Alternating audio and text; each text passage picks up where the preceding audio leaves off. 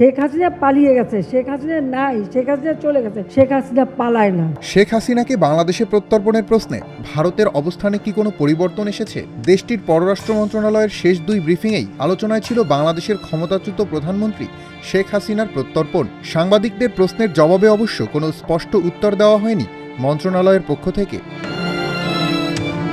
গত 14 জুলাইয়ের ব্রিফিংয়ে ভারতের পররাষ্ট্র মন্ত্রণালয়ের মুখপাত্র রণধীর জয়সওয়াল স্পষ্টভাবে জানিয়ে দেন, প্রত্যর্পণ একটি আইনি বিষয় এবং এটি আইন অনুযায়ী পরিচালিত হবে।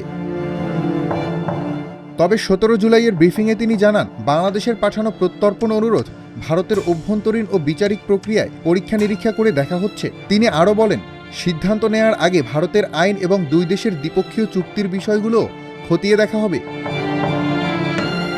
ভারতে আশ্রিত শেখ হাসিনাকে বাংলাদেশে প্রত্যর্পণের জন্য একাধিকবার চিঠি পাঠানো হয়েছে, তবে এ বিষয়ে বরাবরই কৌশলী অবস্থানে থেকেছে দিল্লি। সম্প্রতি রয়টার্সকে দেয়া এক সাক্ষাৎকারে ভারতে আশ্রিত শেখ হাসিনা চলতি বছরের ডিসেম্বরে দেশে ফেরার কথা জানিয়েছেন। এরপর থেকে তার প্রত্যর্পণ ইস্যু নতুন করে আলোচনায় এসেছে।